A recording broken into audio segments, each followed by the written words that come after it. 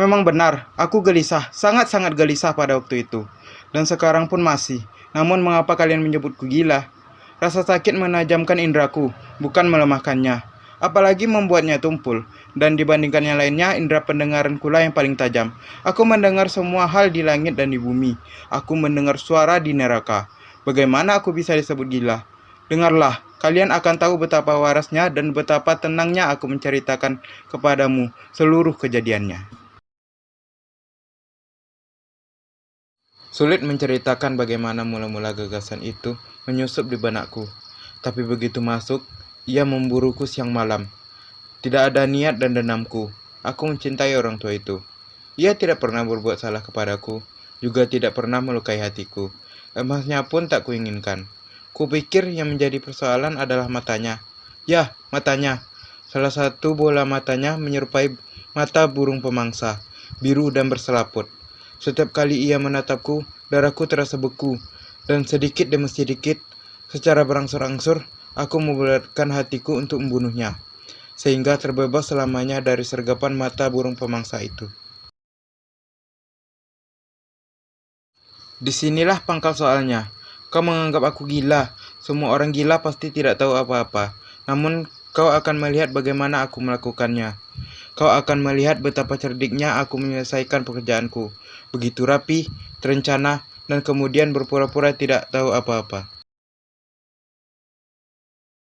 Aku menjadi lebih manis kepada orang tua itu pada seminggu terakhir sebelum aku membunuhnya. Setiap malam, menjelang tengah malam, aku memutar gagang pintu kamarnya dan membukanya. Begitu hati-hati. Setelah pintu kamar itu terkuak dan cukup bagiku untuk memasukkan kepala, kumasukkan lentera berkatup, yang kurapatkan semua lempengan katupnya, sehingga tidak ada sinar yang menerobos keluar dari lentera itu. Lalu kusorongkan kepalaku ke dalam. Oh, kau pasti terkejut melihat betapa cerdiknya aku menyusupkan kepala. Semua itu kulakukan dengan pelan, sangat-sangat pelan, sehingga tidak mengganggu tidur orang tua itu.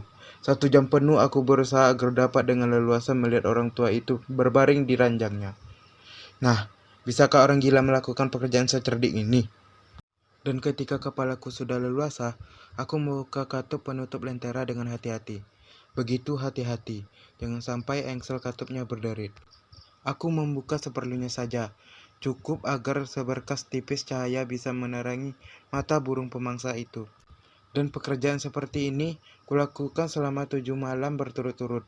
Tiap datang tengah malam, namun selalu kujumpai mata itu tertutup. Dalam keadaan seperti itu, tentu saja mustahil melanjutkan rencanaku. Sebab bukan orang tua itu yang membangkitkan marahku, tapi mata setan itu. Mata setan itu! Pagi harinya, di saat fajar, sengaja ku datangi kamarnya. Kuajak ia bercakap-cakap. Kusapa namanya dengan penuh semangat, dan kutanyakan apakah tidur enak semalam. Dengan demikian, kau tahu, diperlukan kecerdasan tertentu pada si tua itu untuk menduga bahwa setiap malam, tepat pukul 12 malam, aku selalu mengamatinya ketika ia tidur. Pada malam ke-8, aku membuka pintu lebih hati-hati ketimbang malam-malam sebelumnya. Jarum menit jam dinding bahkan lebih cepat ketimbang gerakan tanganku.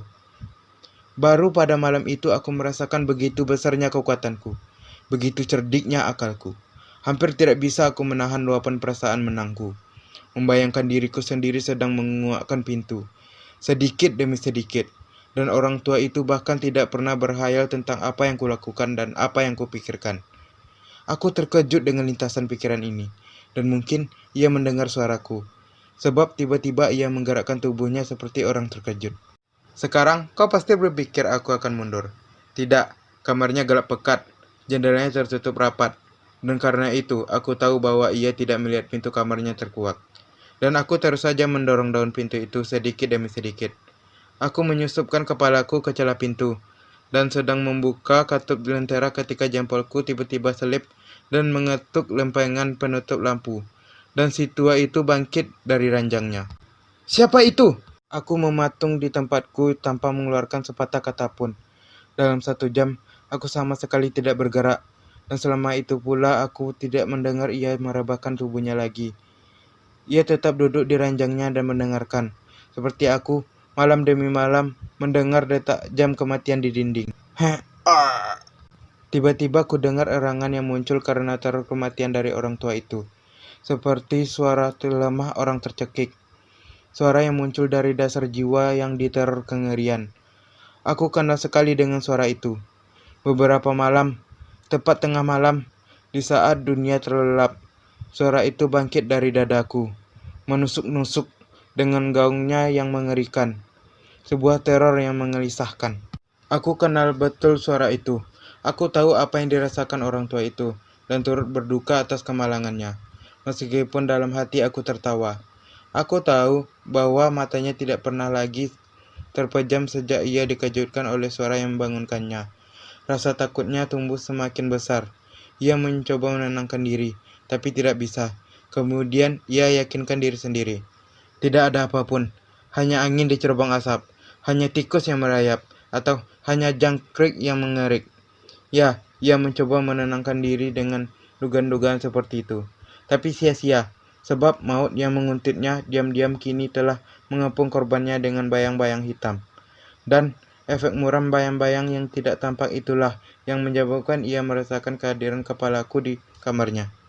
Setelah cukup lama menunggu, dengan sangat sabar, tanpa mendengar ia membaringkan kembali tubuhnya, maka kubuka sedikit sekali katup lentera untuk mendapatkan cahaya kecil. Akhirnya, sutas cahaya setipis sulur benang laba-laba memancar dari celah lentera dan jatuh tepat di mata burung pemangsa itu. Mata itu terbuka begitu lebar dan amarahku langsung bangkit melihat mata itu terbuka.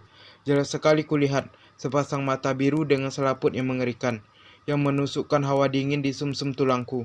Namun sama sekali tidak kulihat wajah orang tua itu, sebab seolah dibimbing oleh naluriku, cahaya lentera kuarahkan tepat pada bulatan mata keparat itu. Samar-samar terdengar suara detak dalam tempo cepat, seperti detak jam yang terbungkus kain. Aku kenal betul suara itu, suara detak jantung orang tua itu. Kemarahanku memuncak, sebagaimana keberanian seorang serdadu naik karena pukulan genderang. Kendati demikian, aku masih menahan diri. Kutahan nafasku, kujaga lentera di tanganku, kujaga agar sinarnya tetap jatuh ke matanya. Sementara detak jantung terkutuk itu temponya semakin meningkat. Semakin lama semakin cepat, dan semakin keras. Semakin keras! Kau catatkan omonganku baik-baik. Telah kukatakan kepadamu bahwa aku gelisah. Begitulah yang kurasakan. Dan sekarang pada jam kematian malam itu, di tengah kebisuan yang mencekam di rumah tua itu, dentam aneh itu menyiksaku, layaknya sebuah teror yang tak tertenggelamkan. Aku masih menahan diri beberapa menit dan tak beraksi. Namun dentam itu semakin keras dan memekakkan telinga.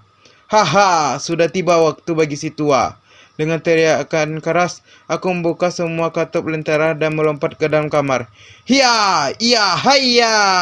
Sesekali ia memekik, hanya sekali, dan sekejap aku telah menyeretnya ke lantai dan membekap dengan kasur tebalnya. Bermenit-menit jantung itu masih berdetak samar-samar, namun tak lagi membuatku jengkel. Ia tak akan mampu menembus dinding. Akhirnya bunyi itu berhenti. Si tua sudah mati. Aku mengangkat kasur dan memeriksa mayatnya. Ya, ia sudah mati. Matanya tidak akan menyusahkan aku lagi. Kalau kau masih menganggap aku gila, anggapan itu tak akan berlaku lagi bila ku lukiskan apa yang kulakukan untuk menyembunyikan mayatnya. Malam melarut dan pekerjaanku kebut, namun tanpa suara. Pertama, ku potong-potong mayat itu. Ku penggal kepalanya, kedua lengannya, kedua kakinya. Kemudian kubongkar 3 bilah papan lantai kamar itu, dan kumasukkan potongan-potongan tubuhnya ke dalam rongga di bawah lantai kamar. Setelah itu kukembalikan lagi papan lantai seperti semula. Begitu sepele, begitu rapi, sehingga tak satu pun mata termasuk mata si tua itu yang menemukan adanya kejanggalan. Tidak ada yang perlu dicuci, tak ada ceceran noda apapun. Tidak ada bercak darah sekecil apapun.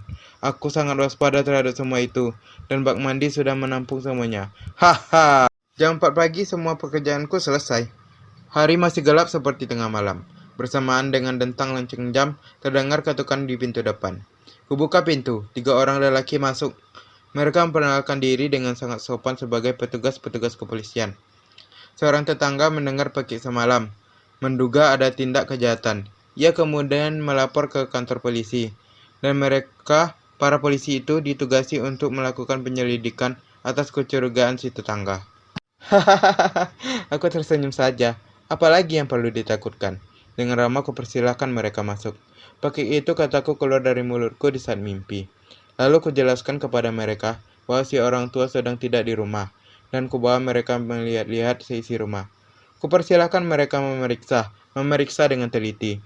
Akhirnya kubawa ketiga orang itu ke kamar si tua. Perlihatkan kepada mereka barang-barang berharga miliknya.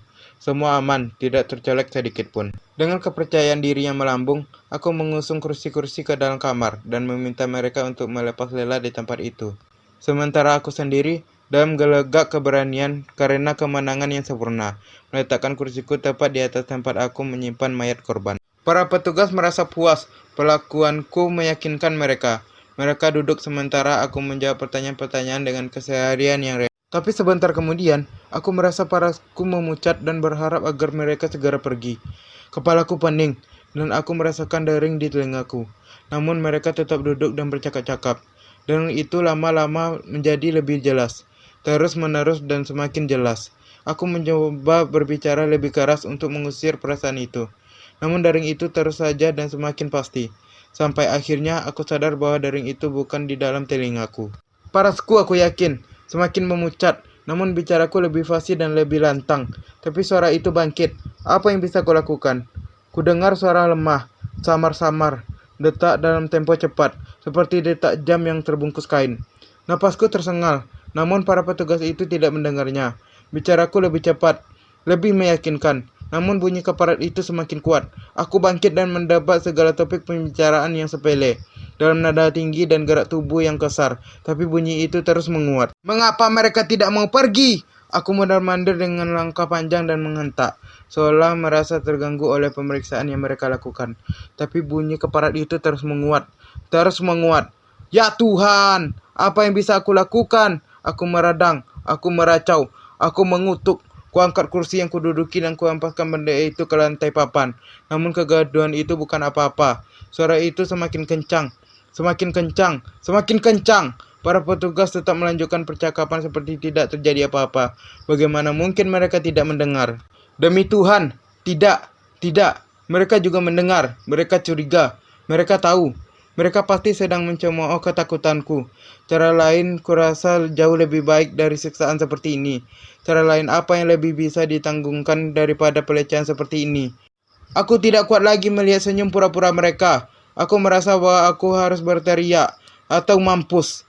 Dan sekarang bunyi itu lagi. Dengar, makin kencang, makin kencang, makin kencang. Jahanam! Tidak usah berpura-pura lagi. Aku yang melakukan semuanya. Bongkar saja papan ini. Di sini, di sini, di sini. Di sini ada detam jantung keparat itu.